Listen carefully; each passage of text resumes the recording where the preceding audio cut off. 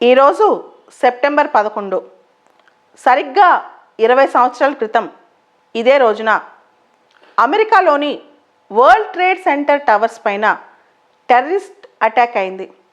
దాదాపు 3,000 మంది చనిపోయారు, కొన్ని వేల మంది ఇంజూర్ అయ్యారు. ప్రపంచ మానవాళి మొత్తం అమెరికా కూడా పెద్ద టెర్రరిస్ట్ అటాక్స్కి ఎగ్జంప్షన్ కాదు అని భావించిన రోజు ఇది ఒక దుర్ఘటన. ఇంత పెద్ద దేశమైన అమెరికా ఒక్కసారి 110 అంతస్తుల భవనాలు కుప్పకూలిపోతుంటే అలా చూస్తూ నిర్ఘాంతపోయిన రోజు ఇది. అసలు ఈ రోజున అమెరికాలో ఏం జరిగింది? 20 సంవత్సరాల క్రితం ఆల్ ఖైదా టెర్రరిస్టులు అంతకు 5 సంవత్సరాల ముందే ప్లాన్ మొదలెట్టారు అమెరికా పైన దాడి చేద్దామని. ఆఫ్ఘనిస్తాన్లోని ఆల్ ఖైదా ట్రైనింగ్ క్యాంప్స్లో ఈ ప్లాన్ మొదలైంది.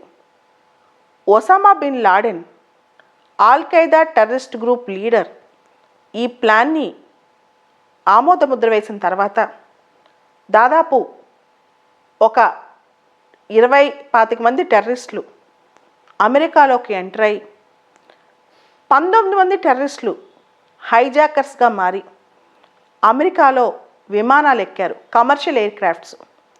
4 విమానాలు హైజాక్ చేశారు.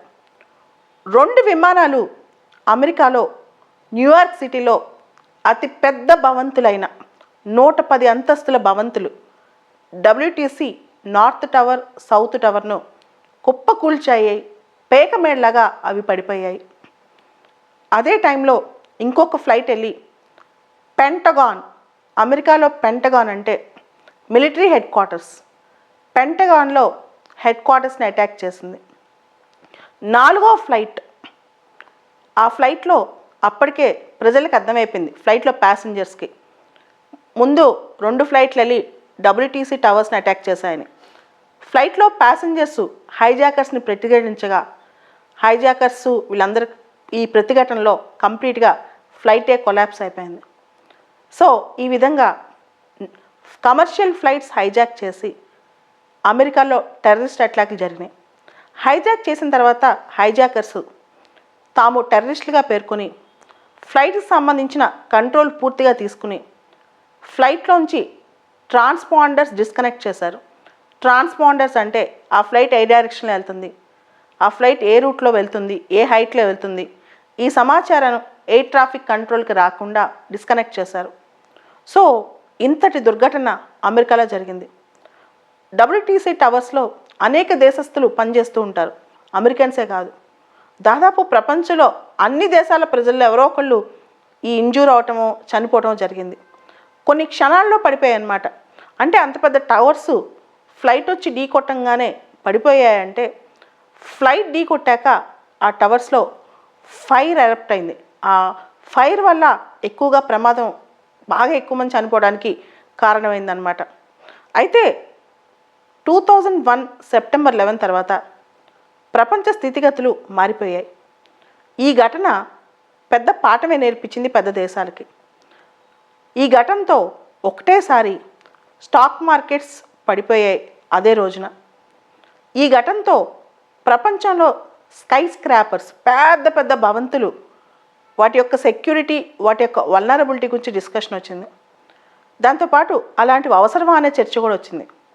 అంతకు మించి ప్రతి దేశం ప్రపంచంలో తీవ్రవాదానికి, ఉగ్రవాదానికి వల్నరబుల్గా ఉంది అని ఒక లెసన్ కూడా ప్రపంచం నేర్చుకుంది. ఈ ఘటన తర్వాత అమెరికా వార్ ఆన్ టెర్రరిజం, ఉగ్రవాదంపై యుద్ధం మొదలెట్టింది. ఆఫ్ఘనిస్తాన్కి దళాలను పంపించింది. సో 20 సంవత్సరాలు అమెరికా ఆఫ్ఘాన్ పైన ఈ దళాలను పంపించి మొత్తం కంట్రోల్ తీసుకురావడానికి. అసలు ఆఫ్ఘనిస్తాన్పై ఎందుకు అమెరికా దళాలు పంపించింది? అసలు నాటో దళాలు ఆఫ్ఘనిస్తాన్కి ఎందుకు వచ్చాయి? ఎందుకంటే అప్పట్లో all Qaeda terror camps, training camps ఎక్కువగా ఆఫ్ఘనిస్తాన్లో ఉన్నాయి. ఈ తాలిబాన్లు ఆ క్యాంప్స్కి బాగా సహకరించేవాళ్ళంట. కొంతవరకు పాకిస్తాన్లో ఉన్న కొన్ని గ్రూప్స్ కూడా వీళ్ళకి సహకరించారని చెప్పి అర్థమైంది అమెరికాకి. అయితే WTC టవర్స్, పెంటగాన్ ఇవన్నీ ఎందుకు ఆల్ ఖైదా వాళ్ళు వీటిని టార్గెట్ చేశారు. అమెరికాలో గ్లోబలైజేషన్కి, ఆర్థికంగా అమెరికా శక్తికి డబ్ల్యూటీసీ టవర్స్ ఒక నిదర్శనం. పెంటగాన్ అమెరికా మిలిటరీ శక్తికి ఒక నిదర్శనం.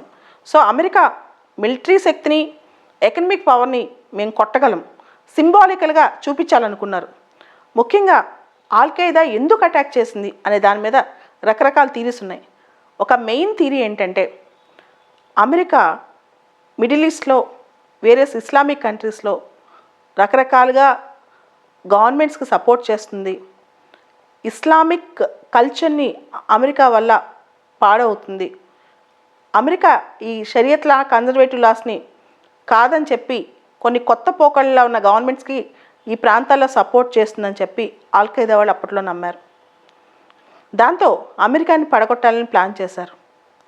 దీంతో పాటు ఒసామా బిన్ లాడెన్ ఆయన 1980స్లో ఆల్ ఖైదాని స్థాపించారు. సో ఎప్పుడైతే అమెరికా పైన అటాక్ జరిగిందో, అమెరికా ఒసామా బిన్ లాడెన్ పట్టుకోవాలని ట్రై చేసింది. చివరికి 2011లో ఒసామా బిన్ లాడెన్ ఎక్కడ దొరికారు? పాకిస్తాన్లో అమెరికా ఒసామా బిన్ లాడెన్ని మట్టి గరిపించింది. కానీ దాంతో యుద్ధం ఆగలేదు, తీవ్రవాదం ఆగలేదు, ఉగ్రవాదం ఆగలేదు. ఇంకా ఆ పోరాటం జరుగుతూనే ఉంది. కానీ అమెరికా ఇప్పుడు ఆఫ్ఘనిస్తాన్ని వదిలేసి వెళ్ళిపోయింది. ఇప్పుడు ఆఫ్ఘనిస్తాన్ ఎవరి చేతిలోకి వెళ్ళింది? తాలిబాన్ చేతిలోకి వెళ్ళింది. సో ఈ రోజున అందరూ కూడా అమెరికాలో ఉగ్రవాదుల దాడికి బలైపోయిన వారి మెమోరియల్స్ దగ్గరికి వెళ్ళి, ఈవెన్ జో బిడెన్ కూడా వెళ్ళారు. ఇవన్నీ ఈ రోజున చేస్తారు. అయితే అంతకు మించి ప్రపంచంలో ఏ ఒక్క వ్యక్తి, ఏ ఒక్క ప్రాణం ఉగ్రవాదానికి బలవని రోజే నిజంగా మనం డబ్ల్యూటీసీ టవర్స్కి, అక్కడ చనిపోయిన వ్యక్తులకి ఇచ్చే నిజమైన నివాళి.